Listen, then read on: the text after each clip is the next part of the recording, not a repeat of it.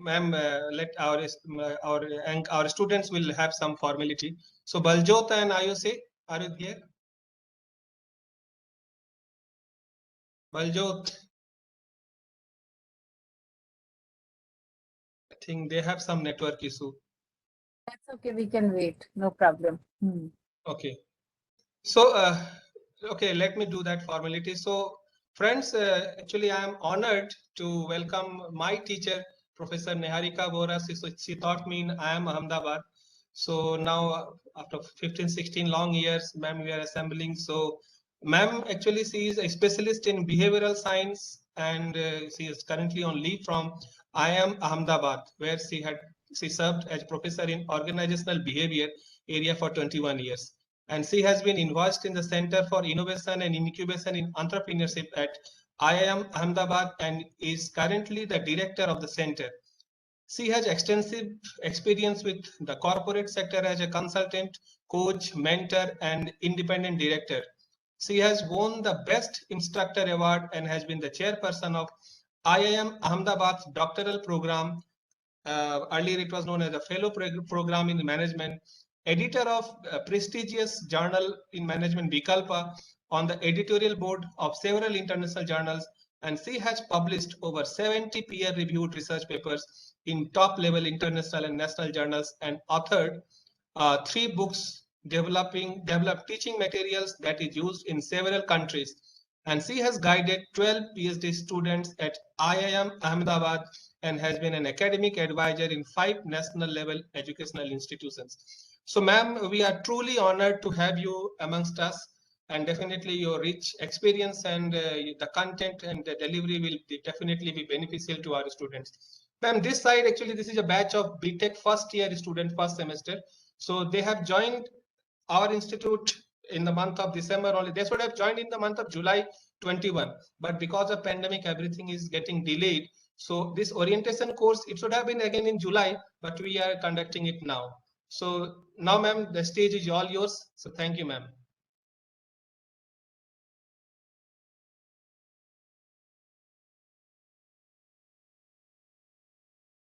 Ma'am आवाज नहीं आ रही है. Can you hear me better now? Yes, yes, ma'am.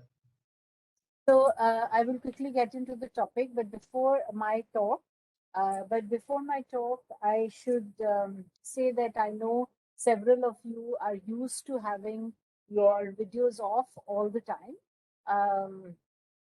People have many reasons for why they have their videos off, but I'm going to request at least some of you to have your videos on so that I'm talking to some people rather than to a wall. So if and when you switch on your videos, I will start talking. Until that time, I'm just going to wait for you all to adjust yourself to be able to have your videos on. So I need some videos on, maybe 20 of them.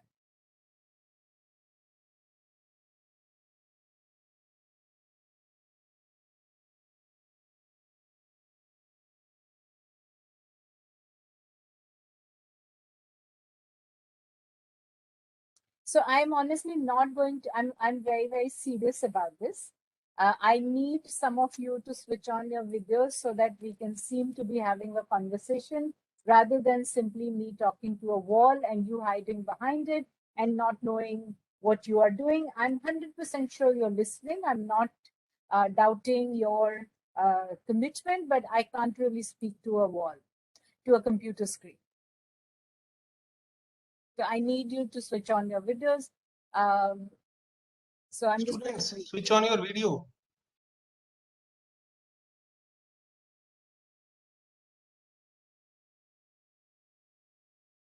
Yes. Others also, please switch on.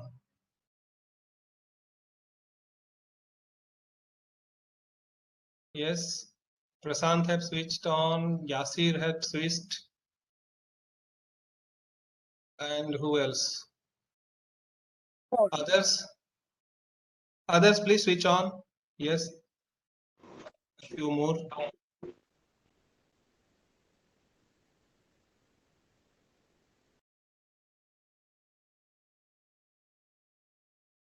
Please switch on.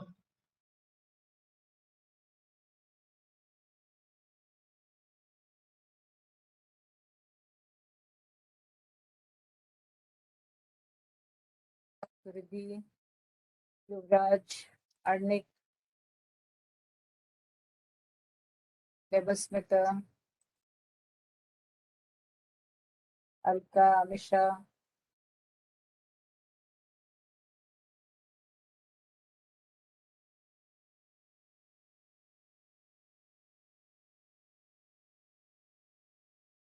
Thank you, Devasmita, for switching on the video.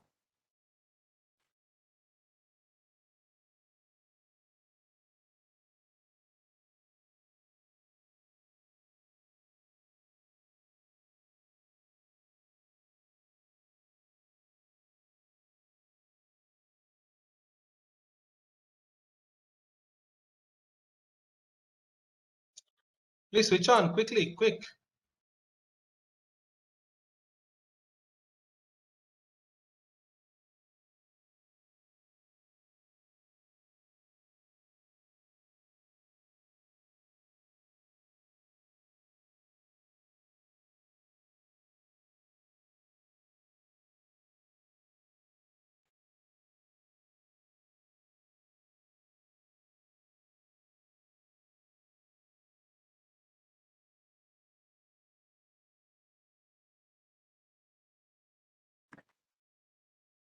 Few more. I know you can do it.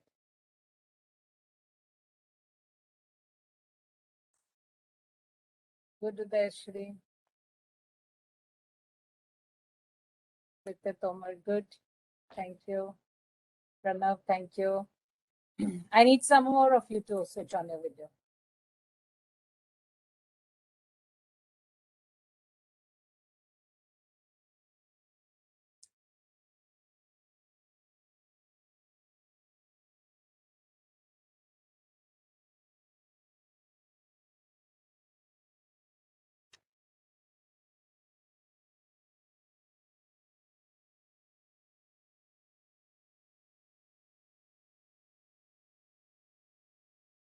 So when are you starting offline classes?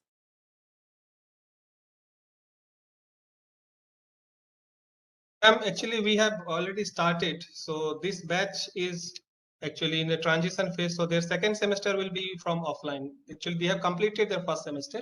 So like second semester will be fully in offline mode. And for the other batches, we have already started our offline classes. So they are already in the campus. So let me just, I'm going to actually do a presentation. Today I'm going to talk to you about this whole concept of energizing your mind. Yeah. I know several of you have worked very hard to get into your BTech degrees. Several of you have also possibly been working, been trying to get into a BTech degree for some time and have only gotten in the first or second attempt. But no matter what and how you got in, I think the important thing is you're here. The very often the run up to a BTech degree is so arduous that several students, after getting into the BTech program, almost give up, right? And it's like, I'm burnt out, I have no energy, I don't know why I'm here, I don't know what I was running for. And at this point of time, students simply lose the interest and engagement to do something that would be meaningful. And part of it comes from, of course, the kind of structures and situations that we have built for ourselves. But part of it also comes from this whole thinking that getting here is important, or getting to the next stage is important. What I do during in the process is not as important. And as a result, we have a sad state of affairs where our best engineers work in backends of investment banks. Our best engineers have never touched anything with their hands. They have not built a thing. They've not repaired a thing. They've not maintained a thing. They've not coded really, and so on and so forth. So I can go on the list. I'm not trying to paint a picture of doom and doom. All I'm saying is these are, it's like if I'm a dentist and I don't know how to take care of the teeth of the other person, we would say, you are not a good dentist. What were you studying while you were doing dentistry? If you are somebody who has spent 3 years learning plumbing and you don't know anything about plumbing, we would be very suspect of not only the college but and of the individual, of their capability and so on and so forth. So here is so my suggestion to each one of you is to, even if you do feel burnt out at this point of time, we have many reasons to be burnt out this time. There's been too much of sitting at home, too much at sitting at a computer screen. There is too much of lack of contact, and the list can go on. All thanks to this little virus that we can't even see with our naked eye. All of that has happened, but that's in the past. We need to look at what we are wanting to do in the future. And in that context is my whole talk about, how do I energize my mind? And I'm not, this is not also to say that you are not energized, but this is to say, how do I energize it to a point where I am constantly stimulated and I am constantly able to do more than what even I think I have the potential for, right? Getting admission into a good college is not what you have the potential for. That is just one little point. But what you will do in your life and what you will do with yourself is really the question that we are looking at this point of time. So I'm going to ask you to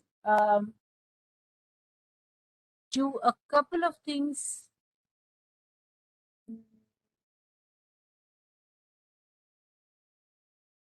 Yeah, no, this is not the slide I want to show.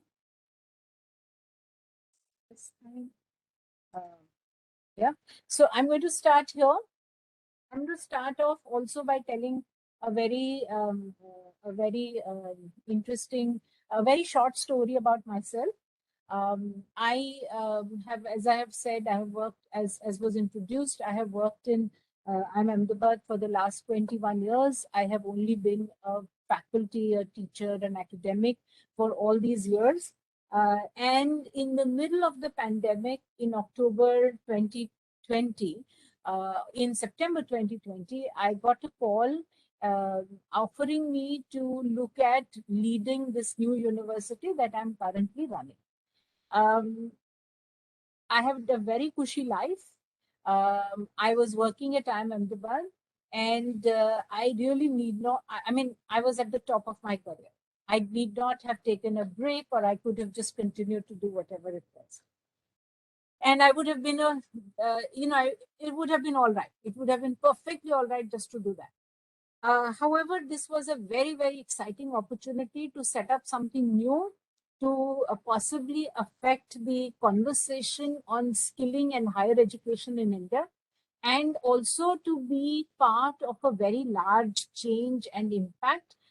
So in the middle of the pandemic, at about age 55, I changed my jobs, changed cities, changed my roles, and so on and so forth. And I really thank all of this. And I can say it has not been an easy 15 months that I have been working here. But I can definitely say that while it has not been easy, they have definitely been hugely energizing, because I am working on a challenge which is really beyond me. And I have had to experiment and actually practice a lot of things that I have taught for 21 years. Yeah, or not 21 years, actually 26 years. And in that context, I can definitely say that age is just a number, your experience is just a number. If you can find your spring wells of energy inside you, there's always something that you can do which could be meaningful to you and people around you. So in that context, so I'm not just saying this in a theoretical way. My talk is not just in a theoretical way. but I'm also saying it based on what I have experienced my entire 56 years of life that I have lived. So before I start further, I want you to write, and you don't have to share your answers with anybody in this room or anybody else, but you just have to write your answers to the following 4 questions. I'm bad at, fill the answer. I'm not as smart as, I will never understand, ... fill the blank, and I'm going to fail, fill the blank. Okay. You don't have to share your answers. I just want you to take a minute, think of your answers to this and write it in a notebook or your notes on your phone or whatever you use as your medium to take notes. But please, each of you take a minute to write that. And then I'll take you to the next question, and then we will start the conversation. For this particular one, I don't want you to tell your answers, but for the second one, I'm going to ask you for your answers. So just write down what you are bad at, what you are not as smart at, what you don't understand, and what you are quite sure that you're going to fail in.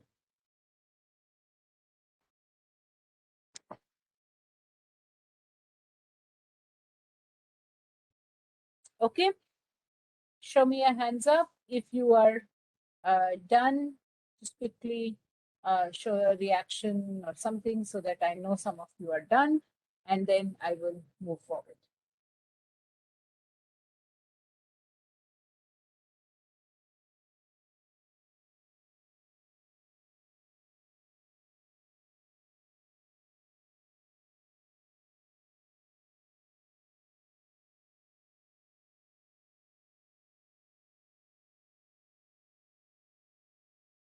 I don't see any reactions, which means you are not listening to me or you're not done. Okay, got one.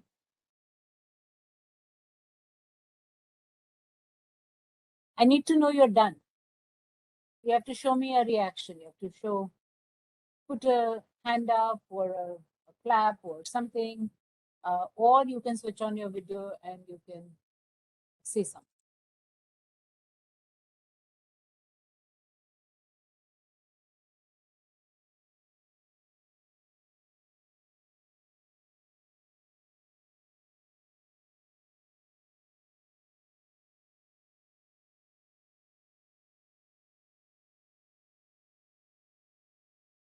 Either you're really slow or you are not really there.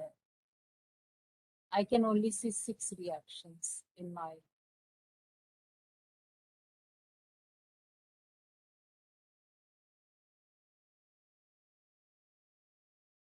Okay. The next point that I'm going to ask, and this I want you to unmute and speak, please, are answers to these questions. Do you think energy is finite or infinite? And do you think is it something that you have control over, or it's just a given? Some days I'm energetic, some days I'm not. So please unmute and answer.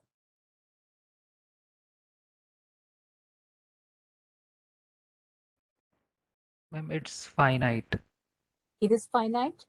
Yes, ma'am. So if you end up being very energetic in the first part of your life, then in the second part of your life, you would be infinite. You would be really non-energetic.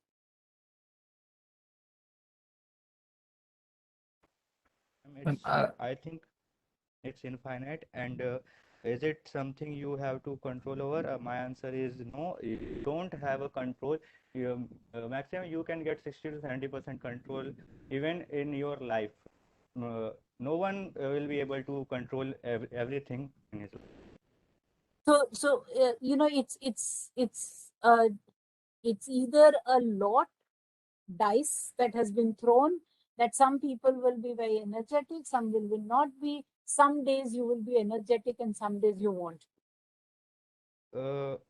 No, ma'am. Ma'am, it depends on our mindset. If we love to do that thing that we love, then we are more energetic to do that. And uh, if some work is there in which we don't have interest, then we are not so many energetic to do that work.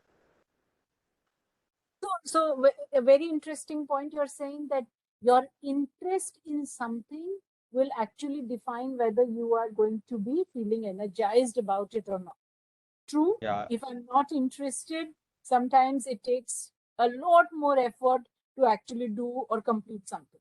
And in other cases, if I'm disinterested, if I'm very interested, then it takes a lot of effort to tear away from that. I just keep doing it in that sense, right?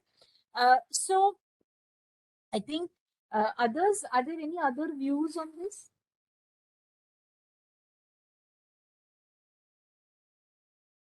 Anyone else who wants to speak up?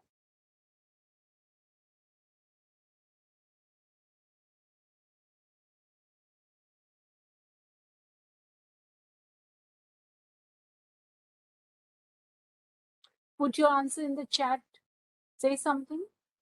You can write out your answer if you want.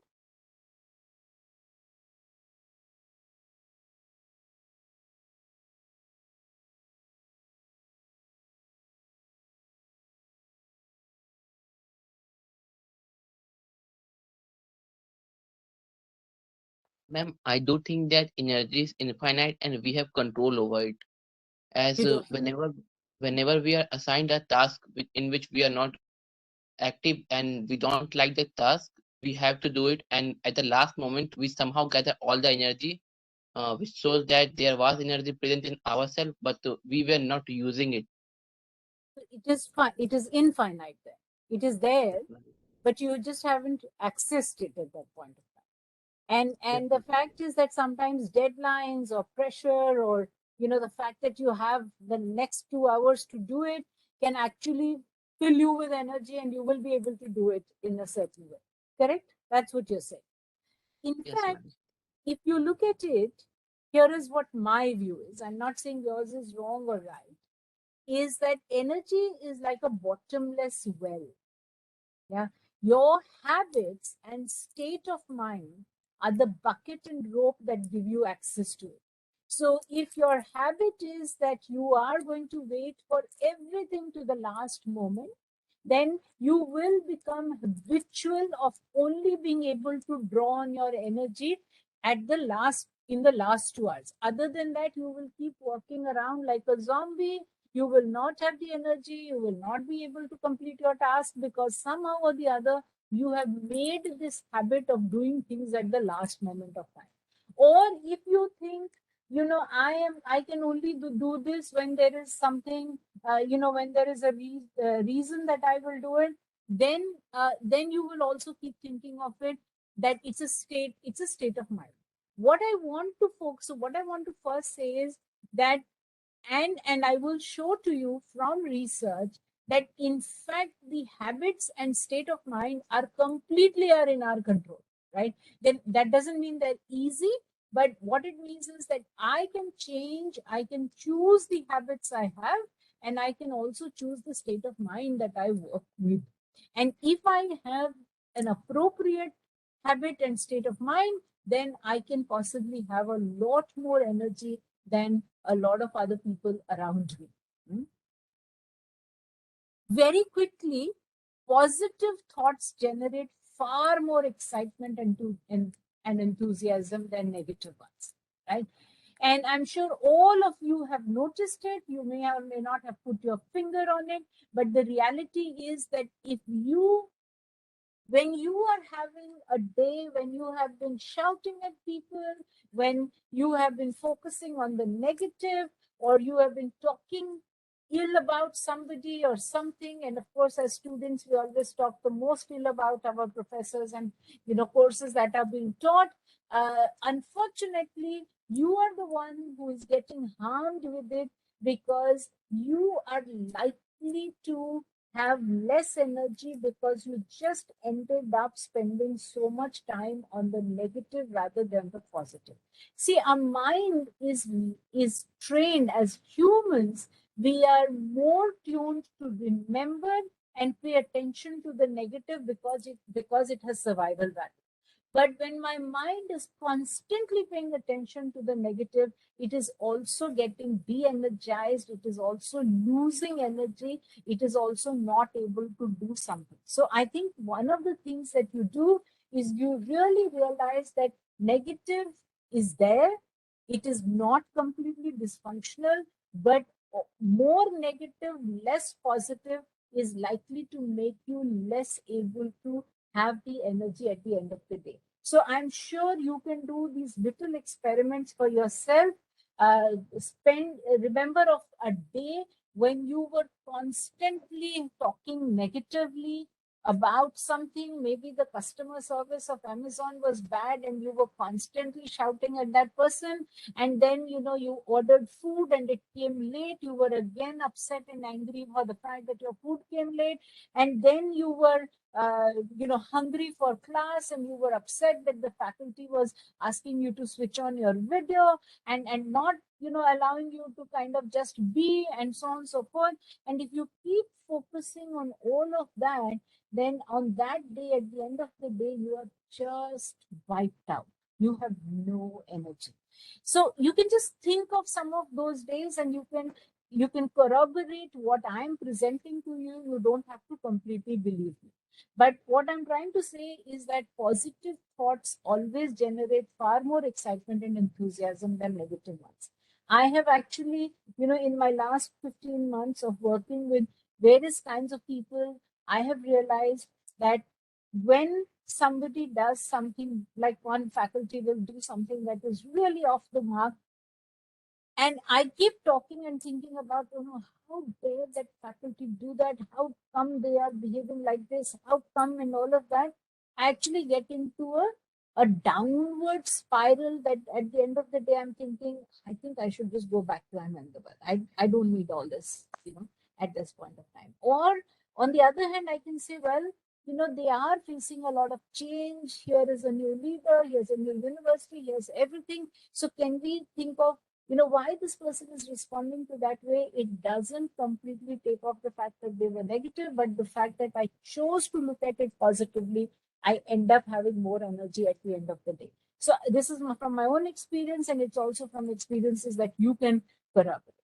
I think I am saying what I'm saying at a very large level is, I think people are made, not born.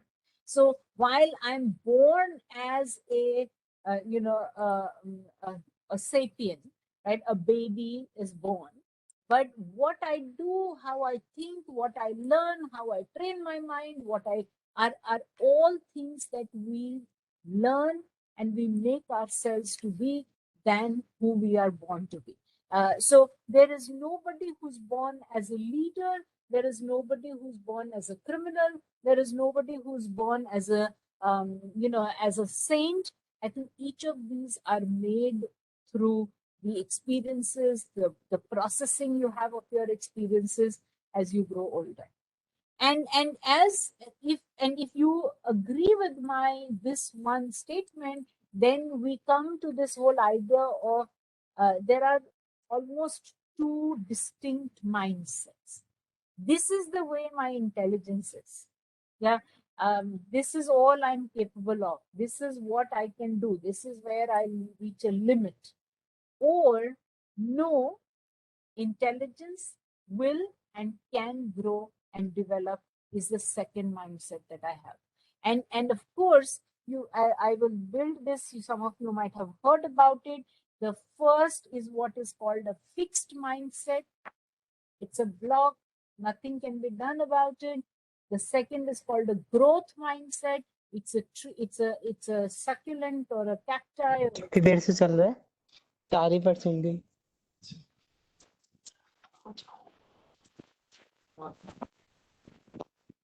Note. I mean, if you could note.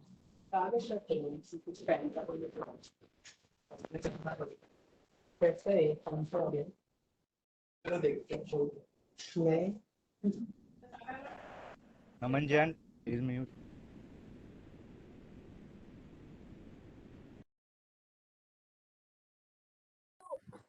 So mindset is related to your belief about ability. It creates a whole mental world for you to live in. And as I've already said, a fixed mindset is where you have the ability that you cannot change. And growth mindset says where you think of your ability as something that can change and grow. There are 4 distinct motivational components of a growth or a fixed mindset. So a mindset has the kind of goals you set, the responses you have to the situations, the effort you make, and the strategies that you build. And each of these eventually lead you to be either more energized or less energized as you go along, right? All of us have goals, right? We have things that we aim for. At different times in our life, we aim for different things. And these goals are really important because they definitely drive us towards getting there, right? So goals are important. However, when my goals are about tending to my fixed mindset, I tend to create a performance goal. I believe when I'm working from the fixed mindset that a person's potential can be measured and you need validation from others to say, okay, this is what you're capable of. And when I receive low marks or when I fail or when, some friend does not become a friend with me or whatever it is, what it means to the individual is that you or me or I, whoever we are talking about, is not smart. So when I don't reach my goal, the way I think of it is I'm not smart.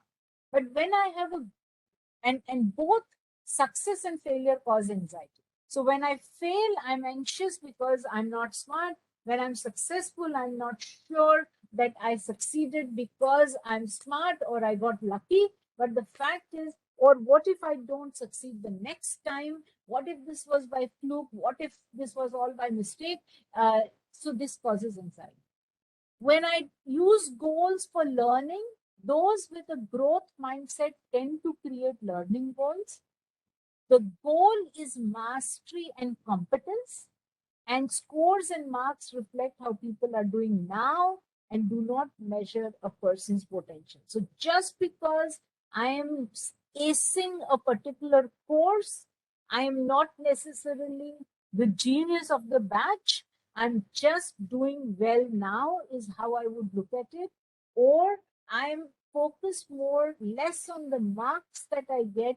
I'm focused more on how much I master and how competent I have gotten at doing this. So it doesn't matter what you get, it matters on what you are receiving as a result of, or how you are changing as a result of whatever you are part of. So learning becomes the goal, not performance, right?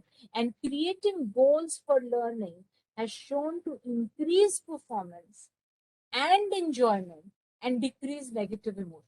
So first and foremost is what I'm going to request each one of you to do in your notebooks, write down goals, yeah, and start thinking, what are your typical goals about? Performance or learning? And you might want to think about how will you really, if you are somebody who's looking at performance, what am I saying? Does it make sense to you? And if you are somebody who sets goals around learning, then does it make sense to you? At IIM Ahmedabad, when our students come in, there is definitely 2 kinds of students. One who's seeing the 2 years as a punishment, and they're really focusing on the job that they're going to get at the end of 2 years. And every little failure or every little setback on that makes them feel very sad and de-energized. And but there are also a group of students who are focusing on learning, and they are looking at these 2 years as an infinite time to change themselves, learn about various things, And of course, if they don't get the first job or the first interview, they don't care because they have learned and they know they will be capable of finding a job or placement, no problem. Okay, so this is the first thing. So I know you are all, wherever in different contexts and so on and so forth. And therefore, this might also seem like such a boring lecture for all of you. But I'd really like you to engage with me, yeah? Even if you don't want to switch on your videos, by at least taking a notebook, at least writing in your note section in your book, just saying something like, these are how I think, and be honest to yourself, because you don't have to share this with anybody. This is only for your own self. How have you been defining your goals, right? And can you see when you define them one way, performance link to learning link, if that really changes your well-being and your ability to work with various situations? So that's something that I'd like you to think about. Okay. And you don't have to do it now. You can do it later. For now, just look at it. Ankit, do you have a question or is it a reaction from the previous time? Ma'am, you said that to raise your hand in When you're previous. done. Okay, so you can also lower it if you Okay, if you ma'am. don't. But ma'am, I have a question, ma'am. Okay, please. Ma'am, the most important thing to achieve your goal is the time management. On the basis of regular, it is very boring to retrace your schedule. What are you doing in all that time and planning all your day is not a long term for myself. I cannot do this daily. So, what will be the most effective way to manage the time so that I can achieve the goal? So again, I think when you make your goal to be performance, then keeping track of every minute becomes very important. Yeah. Every minute that you spend talking to a friend or answering a phone call or responding to a text is taking your time away from reaching your performance. If you start looking at it as learning, right, your goal, then, every moment that you spend not, doing what you are doing, and that moment also contributes to your learning, it is useful.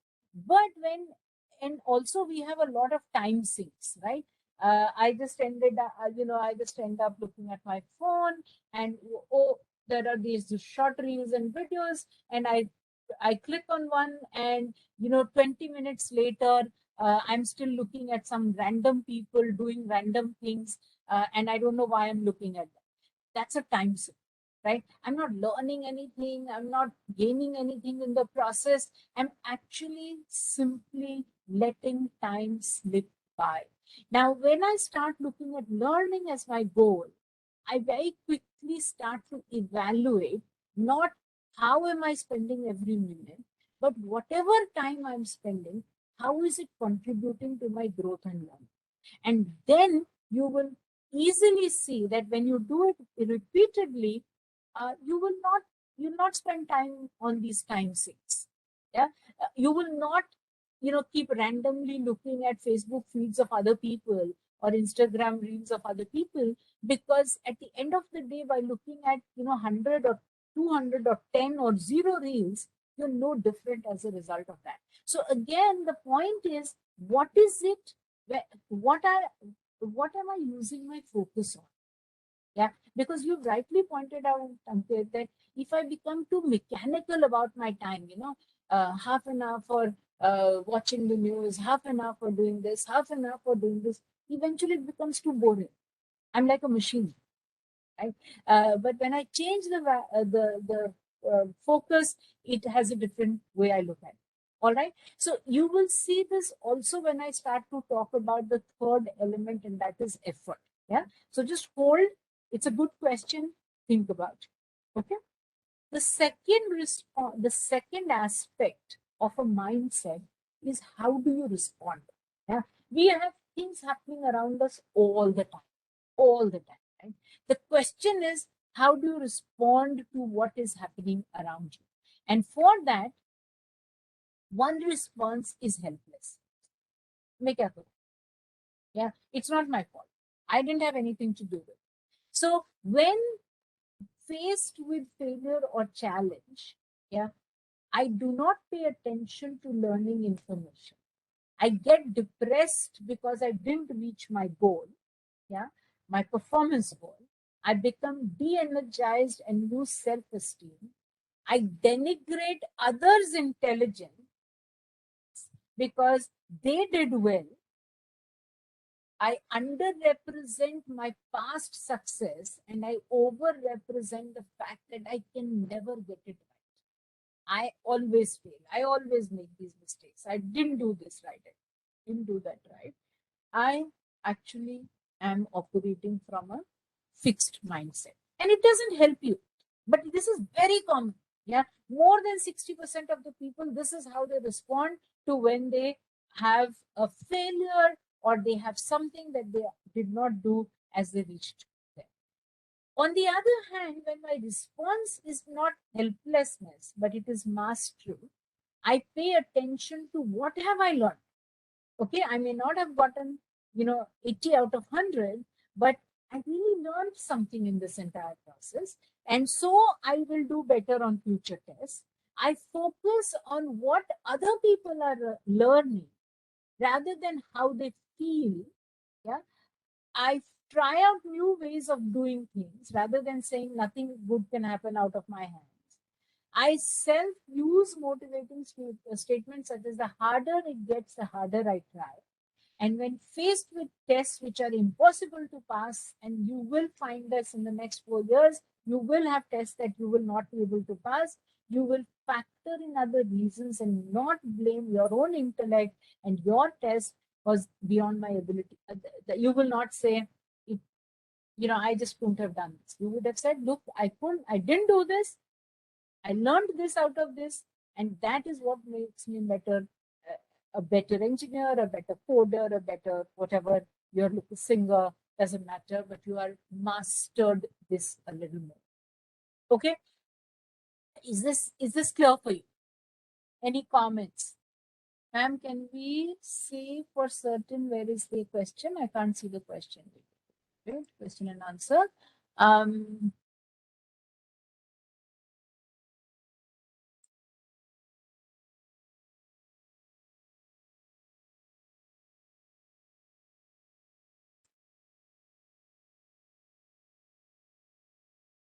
Can we say for certain that performance is based and growth-based goals are mutually exclusive? No, they don't have to be mutually exclusive, right?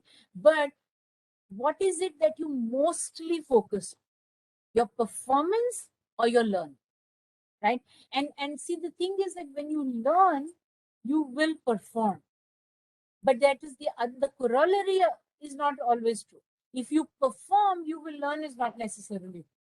Because sometimes we will make a fast dash, we will learn, and we will not necessarily be able to, we will perform, but we will not have changed our brain at all, or we wouldn't have grown or learned at all in that entire process. Yeah. So no, I don't think they are completely mutually exclusive, but I think it's important that you look at what do you mostly do, right? Are you always focused on performance, or you always focused on it is also the third thing, and this is Ankit, maybe will answer your question a little more, and also Srijit, Tanmay Srijit, where we are saying that effort, right? You have to ask the question, is it also required for success? Obviously, the answer is, if you don't put in the effort, you don't get success. However, it is not as simple to a lot of people. When I talk to a lot of my IMA students, many of them want to be in a place or want to show to the world, I don't study, I never studied, but look, I'm here. Or look, I got an A. Yeah. So somehow making it that if I can get an A without putting in the effort, I am somehow more superior than others, right? It's a great way to save yourself. But in effect, it doesn't help you grow. So what I'm saying is, those with fixed mindset view effort as a reflection of low intelligence and low ability. Hard work means I don't get it, I'm unintelligent. Effort is equal to lack of ability. Only those who are, not so intelligent are the ones who need to put in effort. It is not as if that I need to put in effort to do well. In fact, those with the growth mindset, they try harder when faced with the setback. For them, effort is equal to success, and they use effort to overcome any difficulty that they have. So it doesn't matter whether you spend the whole night studying to be able to get an A. It's more important that you actually spent the whole night studying, because that means you were focusing on the process and not just on, saying to other people, winging it and somehow making it and so on and so forth. So convincing others I'm so intelligent that I don't need to put in effort. And the fact that you put in effort is because you have a lack of ability. So when I start to say that story to myself, every time I have to put in effort, I grudge it, and then I put less effort, and then I set myself up for failure. So again, all I'm saying is that if you really want to energize yourself, start to look at some of the assumptions you make rather than simply what is there. The effort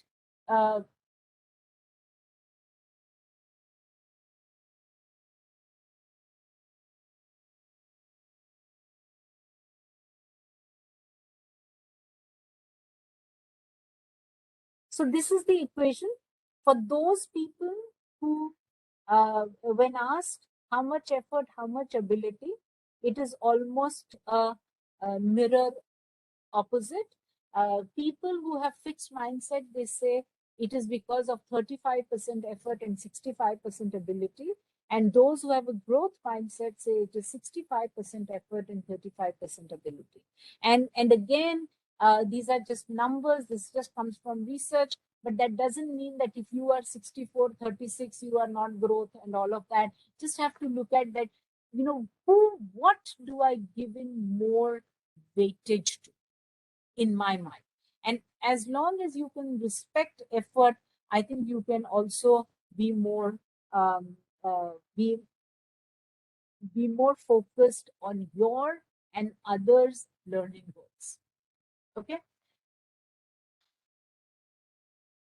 In fact, there is a book called Outliers, which says that anyone who you think is a genius today, so whether it is Bill Gates or whether it is, the famous bands, or whether it is, amazing cricket and tennis players, each one of them has put at least 10,000 hours of practice to be able to do it. So it's not because they were born talented, but because they just put in very, very, very, very high effort because, to be able to get to the place where it seems effortless at this point of time.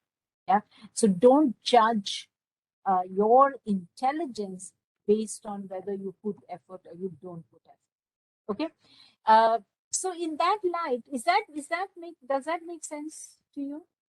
Any questions, comments before I take you further on this? How does this sit with you?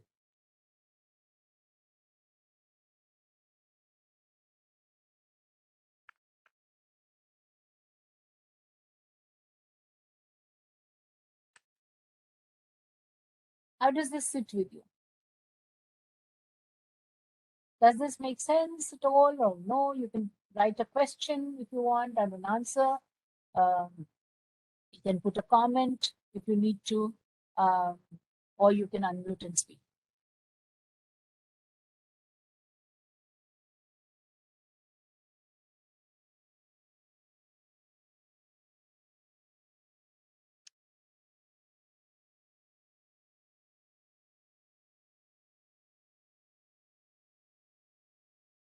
Okay, here are some some really Mickey Mouse ways in which you can possibly continue to put in effort,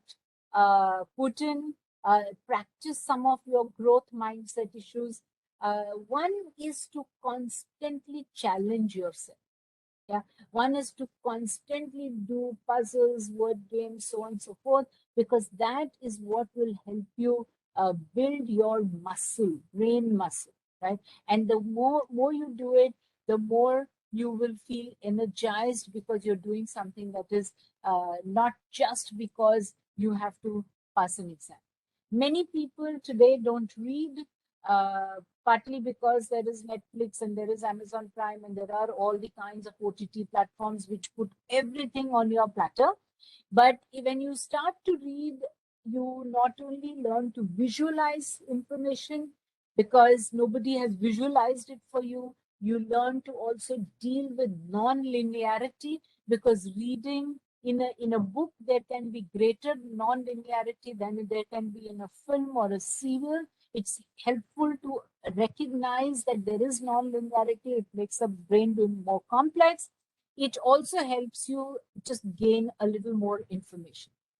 Memorizing has a very bad rap because too many of our exams are rote exams, but in fact, memorizing things not just to be able to pass or write an exam is something that you need to worry about. You can simply also memorize for the sake of memorizing because it also fires more neurons in the brain. In fact, there is research, neurobiology research to show that when you put in more effort, you release more dopamine, and dopamine is that hormone that leads to increased motivation to do something. So in fact, studies show that every time you get a like in for a post that you made, you get you get a charge of dopamine, and too much dopamine can be very, very dangerous because then you're left on a high, and then when that dopamine, when those things don't come, then there is a problem.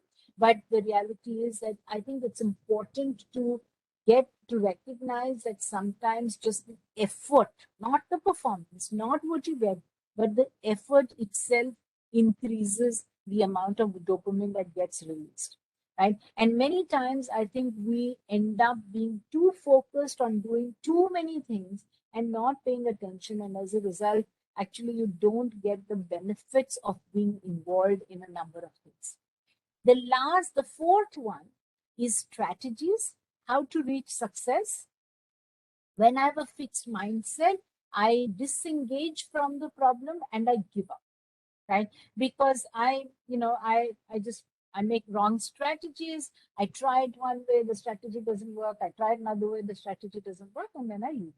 But when I have a growth mindset, I will generate other and new ways to do things.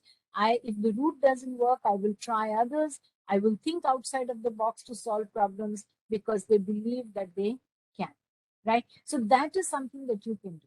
The last point that I will show to you, because we are at a time boundary, is that we have human brain is the largest brain among the living species. There is no other species which has a larger brain.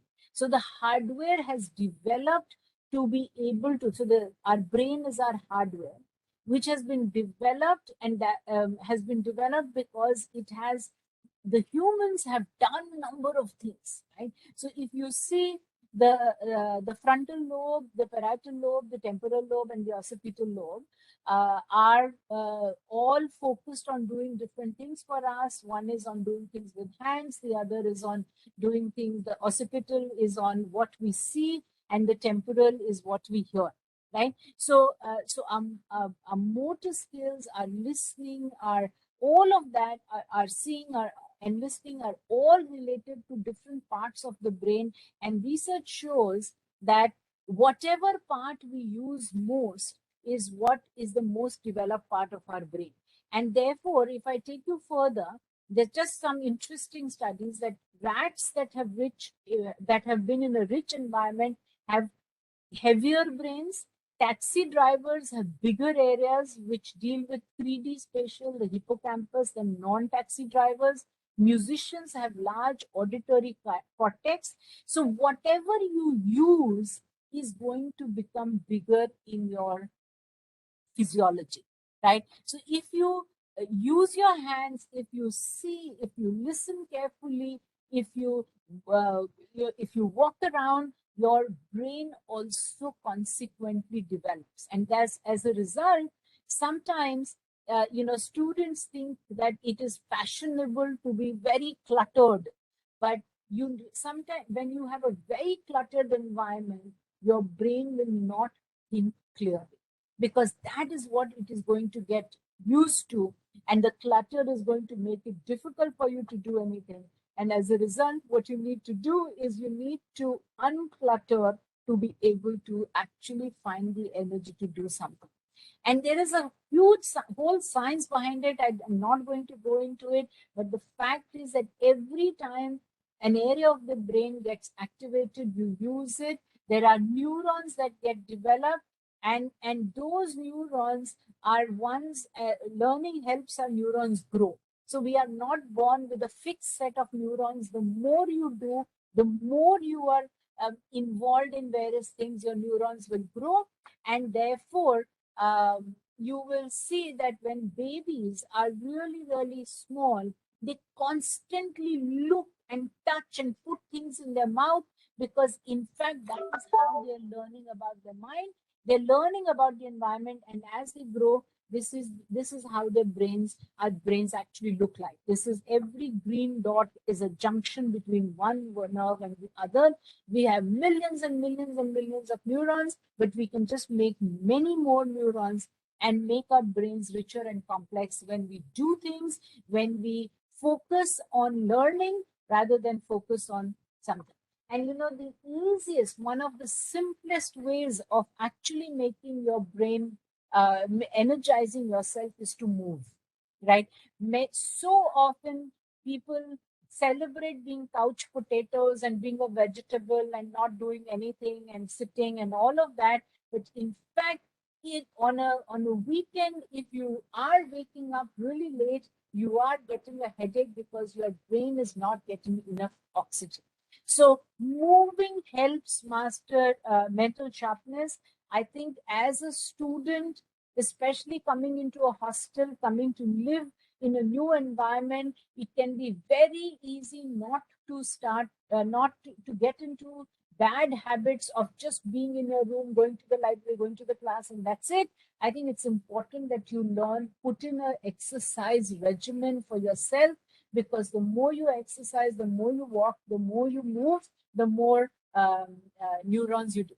I think it is so important to work with your hands. Yeah, do sign up for your workshop.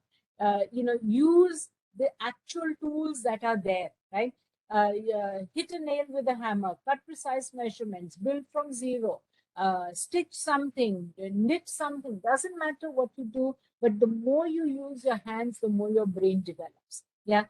When you don't use your hands, a whole part of your brain actually starts to atrophy. Sleep is very important, and I'm going to skip it. Sleep and drinking water, yeah, is extremely important for you if you really want to energize. And I think the last thing I want to say is, in today's day and age, a lot of us think that if I have 100 friends on my, whatever communities I'm part of, virtual communities, I have done enough socialization. I can guarantee you that only when you start to meet and talk to people, you actually start to energize yourself. And again, every time you talk to somebody, it is not always going to be pleasant, but it doesn't matter. Even the unpleasant fires something in your brain, and it also creates some skills for you. So again, I'm coming back to the first thing that I asked you to write. Yeah. So let us say if you said your answer was, I'm bad at coding. If you changed your answer to, I'm not yet good at coding, you have room to improve and you have ways to do better. I'm not as smart as they are yet. You have room to improve and you have to get better. I don't understand how to write a scientific paper yet means there is possibility of learning, and I'm not yet able to pass the test again. It means that there is, no, I didn't do well, but I could do well.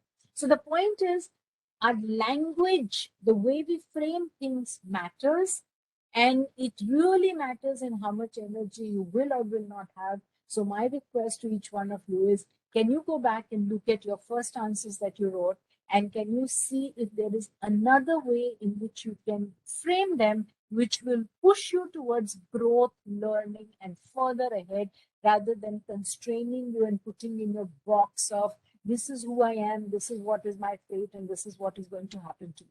And that would just not help us in any way.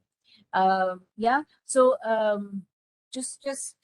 so I'll stop here. If you have any questions, happy to answer.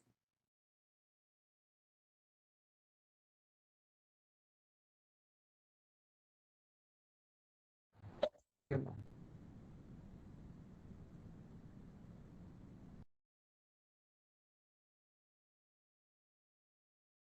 think every one of us has the capacity to grow, to well. You are already high achievers. But if you want to continue to get the best out of what you are capable of, it's useful to change, to rejig your mindset a little more, get your own energy, and get the best out of the time that you have at, the opportunity that you love to have and will not. Thank you very much. Thank you, ma'am. Thank you. So thank you for your valuable time. In spite, I know that you are very busy, but in spite of that, madam, you have given us time. So I'm extremely thankful to you for you. Our Dean Academic would like to say something. Professor Nitish Purohit. Yeah. Sir. So, yeah. So on behalf of the institute, madam, I'm really extending a lot of thanks to you. And we have been looking for this thing, and I was listening each and every word what you said, and it is really remarkable. I must say, as an academician, actually, your talk is really great, motivational, and it will definitely be very, very helpful for our students. And I hope that in the future as well, you will be available to us for other different functions too. So thank you so much. Thank you, ma'am. Bye-bye. Bye, ma'am.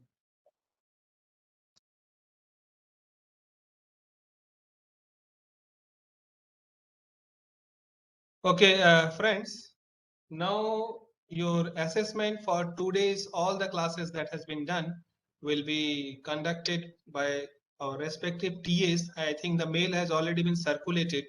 So kindly follow the instructions given in the mail, and it will start from 4 to 6. Every day you have to appear in the assessment. So, and other things will be explained by the Baljot and IUC. Thank you. So I'm signing it off in the meantime. Sir, Nitish sir.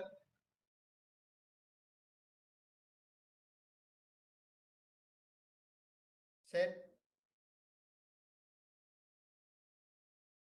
Okay.